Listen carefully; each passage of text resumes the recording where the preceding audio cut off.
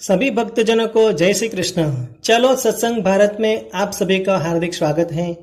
आज हम ज्येष्ठ मास की कृष्ण पक्ष की योगिनी एकादशी की कथा वार्ता का श्रवण करेंगे। धर्मराज युधिष्ठिर बोले, हे जनार्दन, मैंने ज्येष्ठ मास की शुक्ल पक्ष की निर्जला एकादशी की कथा सुनी। अब आप कृपा करके ज्येष्ठ मास के कृष्ण पक्ष की एकादशी की कथा सुनाइए। इस एकादशी का क्या नाम है तथा क्या महत्व है, ये सब वर्णन आप मुझे कहिए। श्री कृष्ण भगवान बोले, हे कुंती नंदन, ज्येष्ठ मास की कृष्ण पक्ष की एकादशी का नाम योगिनी एकादशी है। इसके व्रत से समस्त पाप नष्ट हो जाते हैं।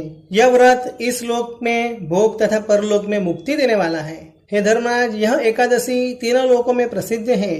इसके व्रत से पाप नष्ट हो जाते हैं। आपसे पुराणों में कही गई कथा कहता हूँ, इसे ध्यान पूर्वक सुनिए। अलकापुरी नाम की नगरी में कुबेर नाम का एक राजा राज्य करता था। वह शिव भक्त था। उसकी पूजा करने के लिए एक हेममाली नाम का माली पुष्प लाया करता था। हेममाली की एक अत्यंत सुंदर पत्नी थी, उसका नाम विशालक्षी था। एक दिन वह मानसरोवर में पुष्प लेने आया था, परंतु कामस्थ होने के कारण पुष्पों को रखकर अपनी स्त्री के साथ रमन करने लगा और दोपहर तक न गया। जब राजा कुबेर उसकी राह देखते देखते दोपहर हो गई तो उसने क्रोधपूर्वक अपने सेवक को आज्ञा दी कि तुम लोग जाकर हेममाली का पता लगाओ कि वह अभी तक क्यों नहीं आया। जब सेवकों ने उसका पता लगा लिया तो वह कुबेर के पास जाकर कहने लगे, हे राजन, वह माली अभी तक अपनी स्त्री के साथ रमन कर रहा है। सेवकों की इस बात को सुनकर कुबेर ने हेममाली को बुलाने की आज्ञा दी। डर से कांपता हुआ हेममाली राजा कुबेर के सामने उपस्थित हुआ। उसे देखकर राजा कुबेर को अत्यंत क्रोध आया और उसके होठ फफड़ाने लगे।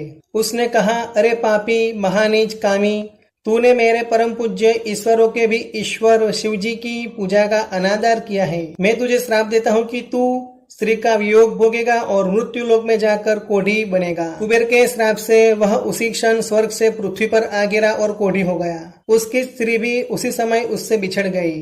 मृत्यु लोक में आकर उसने महादुख भोगे, परंतु भगवान शिवजी के पूजा भक्ति के लिए पुष्प लाने के एक अच्छे कर्म के पुण्य के प्रभाव से उसकी बुद्धि मलिन न हुई और पिछले जन्म की सभी बातें उसे याद रह गई।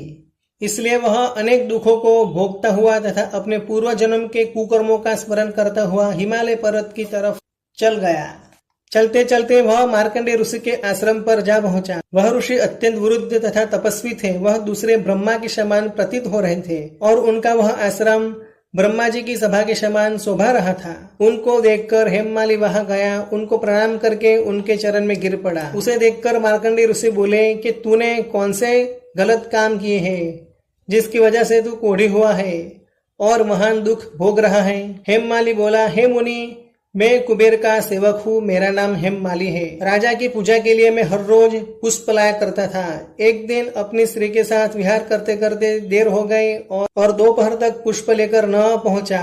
तब उन्होंने मुझे श्राप दिया कि तू अपनी स्त्री का वियोग और मृत्यु लोक में जाकर कोढ़ी बनकर दुख भोग। इसके कारण मैं कोढ़ी हो गया हूँ तथा पृथ्वी पर आकर असहनीय कष्ट भोग रहा हूँ। अतः कृपा करके आप कोई ऐसा उपाय बताइए जिससे मेरी मुक्ति हो। इस पर मार्कंडेय ऋषि बोले, हे हेममाली, तूने मेरे सन्मुख सत्य वचन कहे हैं, इसलिए मैं तेरे उद्धार के लिए एक व्रत बताता हूँ। यदि तू ज्येष्ठ मास की कृष्ण पक्ष की योगिनी नाम की एकादशी का विधि पूर्वक व्रत करेगा तो तेरे समस्त पाप नष्ट हो जाएंगे। इस पर हेममाली बहुत प्रसन्न हुआ और मुनि के वचनों के अनुसार उसने योगिनी एकादशी का विधि पूर्वक व्रत किया।